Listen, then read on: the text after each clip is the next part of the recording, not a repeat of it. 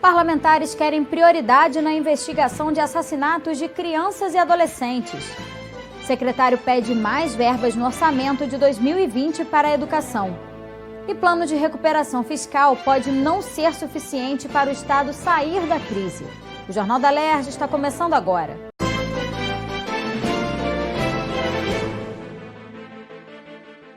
Boa noite. O secretário de Educação pediu auxílio da Alerj para recompor o orçamento da pasta. Segundo Pedro Fernandes, de 2004 a 2019, o percentual das verbas da educação destinadas à secretaria caiu em 20%. O secretário afirmou que, apesar de saber da importância dos investimentos nas universidades estaduais e no DEGASE, por exemplo, a redução tem prejudicado o avanço do ensino fundamental e médio no Estado. Isso implica basicamente na falta de oportunidade de avançar no investimento na educação pública do Estado, de avançar no número de escolas de tempo integral, de melhor condições de trabalho para os nossos professores, de melhor condições de aprendizado para os nossos alunos, porque a gente precisa, obviamente, melhorar a gestão interna, mas a gente precisa fazer um apelo para os parlamentares para não permitir que continue caindo significativamente o orçamento destinado à educação pública do Estado do Rio de Janeiro. Pedro Fernandes participou de audiência pública da Comissão de Orçamento da Alerj para debater o planejamento das pastas de Educação e Ciência e Tecnologia no Rio de Janeiro. O vice-presidente da comissão, o deputado Rodrigo Bacelar, presidiu a reunião e defendeu que os parlamentares se sensibilizem para evitar novos cortes em educação. Eu acho que tem que ser um somatório de forças, estudando muito bem a peça orçamentária do Estado para tentar alocar verba ali na Secretaria de Educação, porque a prioridade é sempre saúde e educação, assim como bem ponderado por ele também, que haja um esforço conjunto, principalmente do Parlamento a nível federal, que é composto por 46 deputados, para que possa estar mandando investimento aqui através de emendas parlamentares, para que a educação do Rio possa deslanchar. O secretário de Educação falou também sobre as melhorias que foram feitas em 2019, como a contratação de professores e a criação de novas turmas. Para 2020, 45 escolas vão ser inauguradas e 100% da rede vai passar a oferecer ensino profissionalizante. Hoje a gente tem cerca de 13% das escolas com formação profissional. Chegaremos ano que vem a 100% das nossas escolas com formação profissional, para que o nosso aluno tenha a opção de sair com um diploma de ensino médio e também com um diploma de formação profissional para facilitar a entrada dele no mercado de trabalho. A gente contratou a FAETEC, que vai ficar responsável por mais ou menos 85% das nossas escolas, o SESC com uma outra parte, outras dezenas de parceiros para poder completar 100% das nossas escolas com uma formação profissional, em alguns casos opcional, em outros casos obrigatórios. Por exemplo, as turmas de tempo integral já estarão na rede e será obrigatório. Mas as turmas de regular terão essa oportunidade para os alunos escolherem fazer ou não a formação profissional também. De acordo com dados do Unicef no Brasil, todos os dias, 31 adolescentes e crianças são assassinados. Essa realidade levou as comissões de Educação, Juventude e Direitos Humanos da Alerj a debaterem o tema em audiência pública nesta terça-feira. Parlamentares querem que a Polícia Civil dê prioridade nas investigações dessas mortes. Desde janeiro desse ano, o Rio teve 5 crianças e 19 adolescentes assassinados.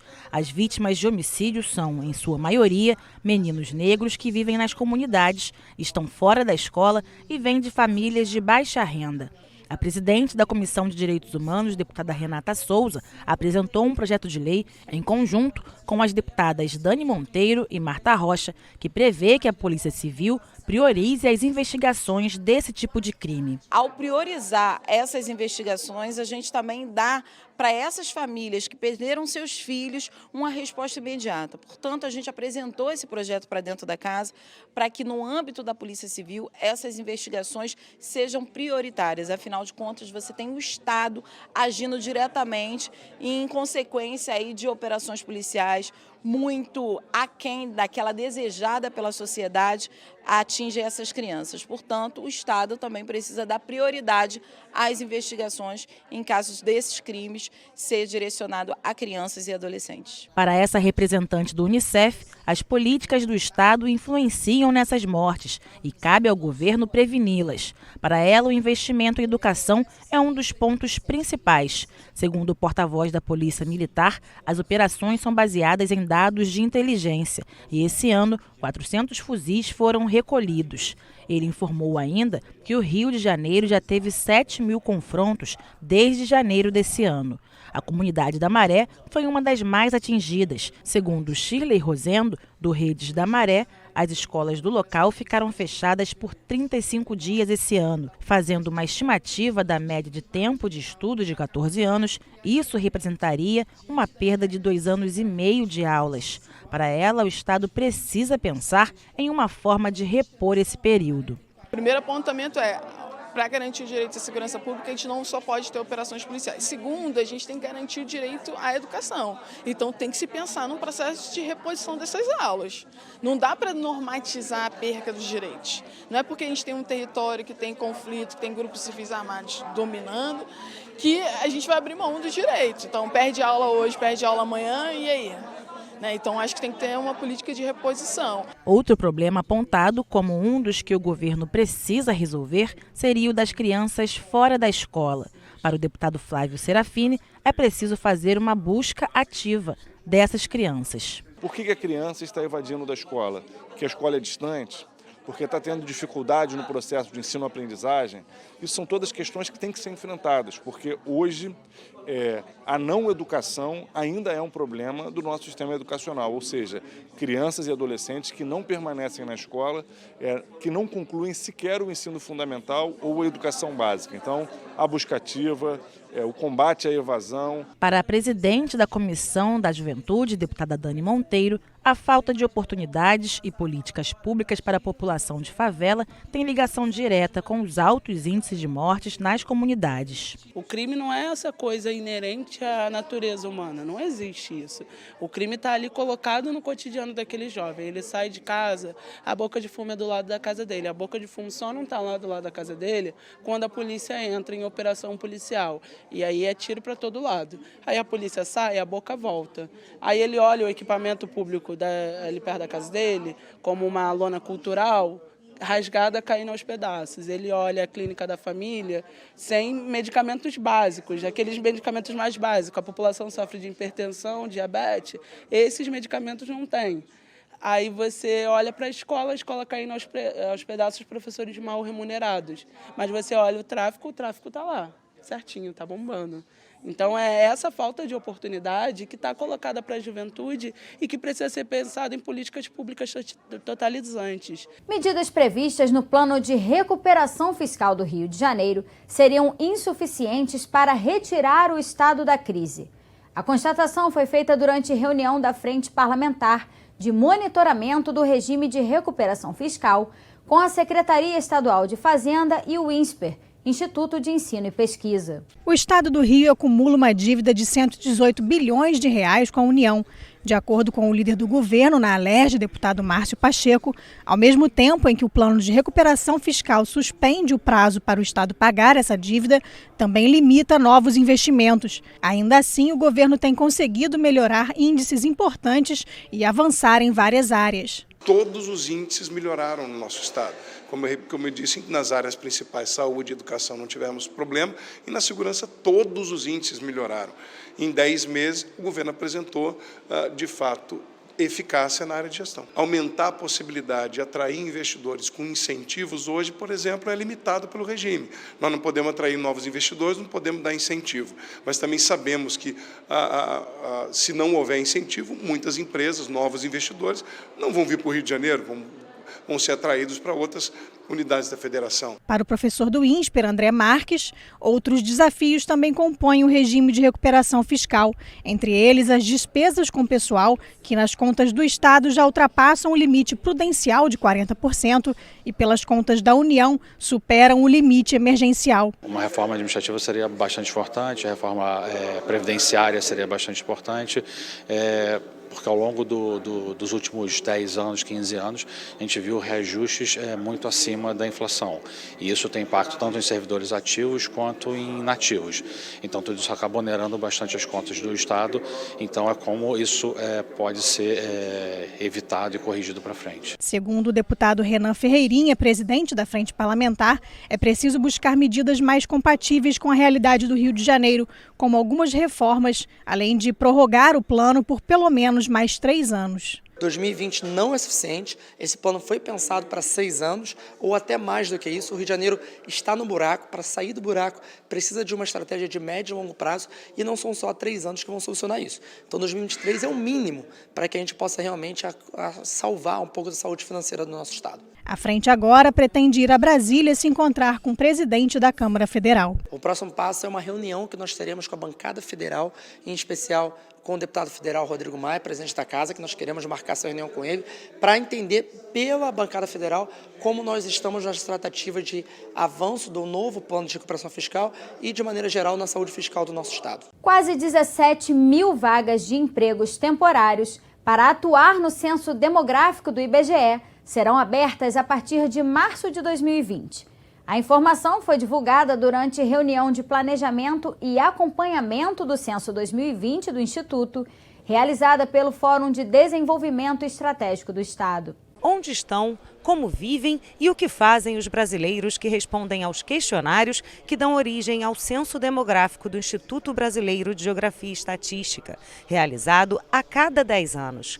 As respostas para essas perguntas foram divulgadas durante o encontro pelo coordenador operacional do Censo do Estado. Todos nós vamos responder ao questionário, inclusive é importante que todos saibam que deve receber o agente censitário do IBGE, o recenseador, e responder que o sigilo das informações está garantido, então, inclusive o IBGE está desenvolvendo uma forma de responder que nem o recenseador sabe o seu rendimento, ele dá o DMC para você, você insere e dá um ok, nem ele sabe o seu rendimento, então, mas mesmo que ele saiba, o sigilo está totalmente garantido. E esses dados são importantes para toda a geração de políticas públicas e privadas no país. Além de atualizar a contagem populacional, o censo demográfico do IBGE também apura dados como salário, renda, despesas, educação, entre outros. O coordenador operacional do censo também falou sobre a redução de 57% de servidores públicos efetivos e um aumento de 250% de servidores temporários no Estado. Outra questão levantada durante a reunião foi sobre as mudanças tecnológicas que contribuíram para a coleta de dados. Só queria ressaltar que esses dados estou referindo a nível estadual, tá? Os presentes no Estado do Rio de Janeiro, que atuam no Estado. Porém, eu acredito mais a tecnologia, uma ajuda a esse fato do que a causa, porque, na verdade, eu acredito que a causa é uma contenção orçamentária que vem ocorrendo já há muitos anos em todo o serviço público. E, na verdade, a tecnologia e a inovação nos ajuda cada dia a superar essa dificuldade, com o desenvolvimento de sistemas e formas de tecnologia que aceleram, aumentam a nossa produtividade. Se não fosse a tecnologia, nós não estaríamos como funcionar hoje com esse quantitativo. E acredito que seja uma realidade de todo o serviço público, não só do IBGE. A subdiretora do Fórum disse que o encontro teve como objetivo trazer mais transparência para a operação do censo, além de intensificar a participação da comunidade local. Sendo parte do Fórum de Desenvolvimento, a gente não podia ficar de fora e também ajudar nessa mobilização do próprio Poder Legislativo. Então é muito importante que os deputados conheçam também essa operação, saibam como é que ela funciona e de que maneira eles podem alertar todos os cidadãos do Estado do Rio de Janeiro para que eles participem, dando essas informações e ajudando a mapear aí os desafios para o futuro do Rio de Janeiro. Eu vejo muita gente às vezes falando, falando do IBGE no intuito de que o IBGE gera despesas. Eu não consigo ver o IBGE de forma alguma como despesa. É um investimento para nós. Vocês podem observar que algumas prefeituras, não estou aqui para falar o nome, mas prefeituras que não têm uma secretaria de planejamento, hoje estão passando por muitas dificuldades por não conseguir lá atrás entender o que seria, para qual caminho a cidade deveria percorrer. Isso eu falo com relação a tudo, a educação, saúde, mobilidade urbana. Então, assim, o IBGE é um instituto importantíssimo porque eles fazem todo esse estudo. E fiquem atentos nas mídias do Instituto. A partir de março, serão abertas 16.900 vagas de empregos temporários. São 15.950 vagas para recenseadores, que são de nível fundamental e devem ser abertas em março de 2020.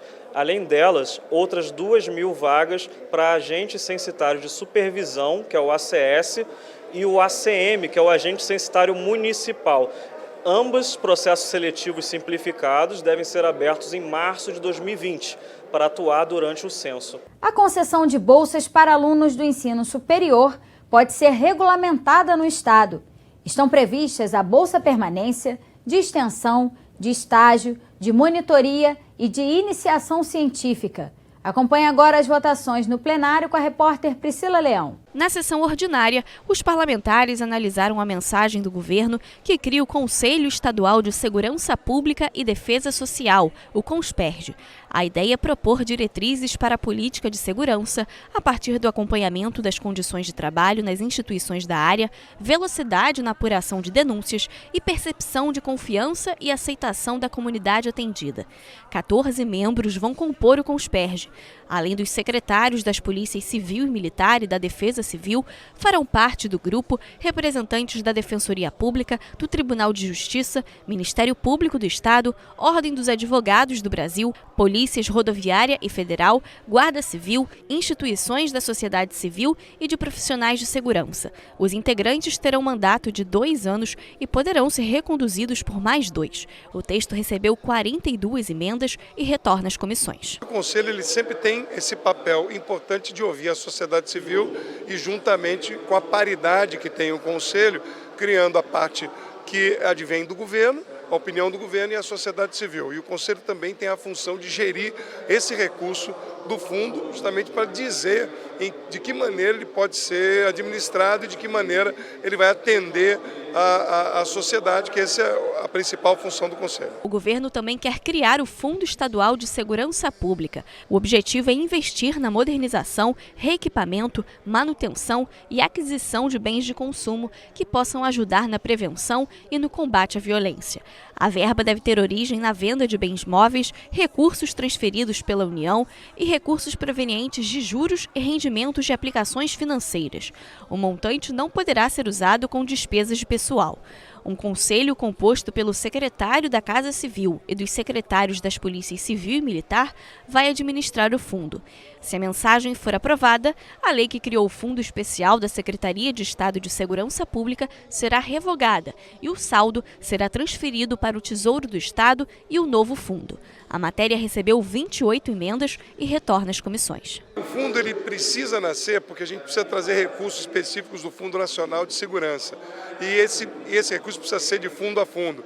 A criação do fundo justamente para ampliar a logística, ampliar a compra de insumos, ampliar maquinário, ampliar e potencializar na área de segurança todos os recursos para dar mais efetividade na área de segurança. Era fundamental que esse fundo seja aprovado o mais rápido possível. Também foi analisada a mensagem do governo que estabelece o plano plurianual para o período de 2020 a 2023. O PPA estabelece as metas para a execução do orçamento do Estado em diversas áreas e precisa ser atualizado ano a ano.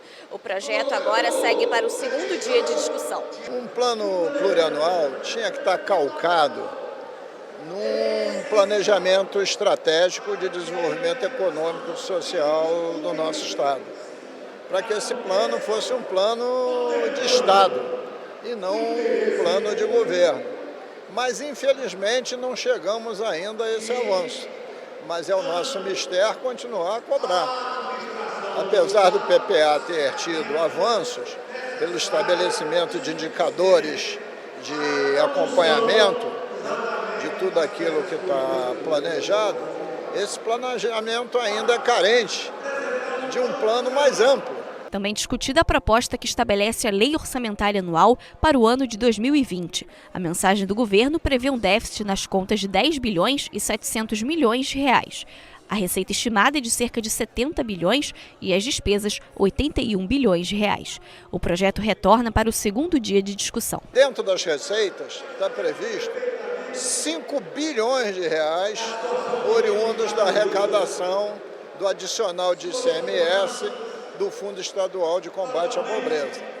Ocorre que o Fundo Estadual de Combate à Pobreza se extingue em 31/12/2019.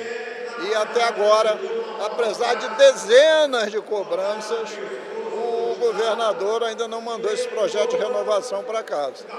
Enquanto não mandar e não for votado e aprovado, nós não podemos aprovar o orçamento. Companhias de telefonia celular podem ser obrigadas a alertar os clientes quando houver registros de crianças e adolescentes desaparecidos.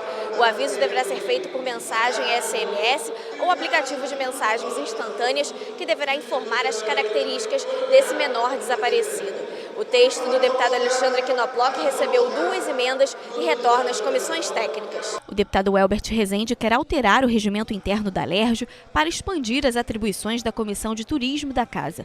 O texto prevê a possibilidade de convocação de secretários estaduais, o recebimento de reclamações da população contra autoridades públicas do setor e a participação em conselhos e outras associações. O projeto passou pelo 3º dia para recebimento de emendas. A concessão de bolsas para alunos do ensino superior pode ser regulamentada. Estão previstas a Bolsa Permanência, de extensão, de estágio, de monitoria e de iniciação científica.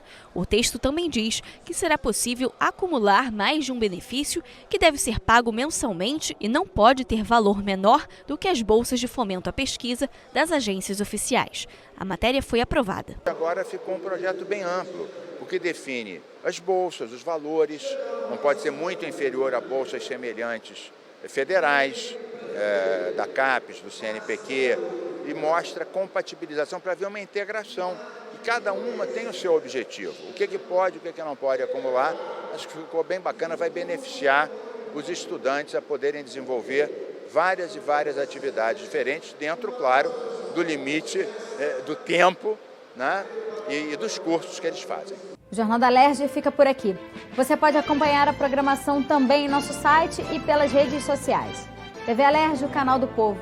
Uma boa noite para você e até amanhã.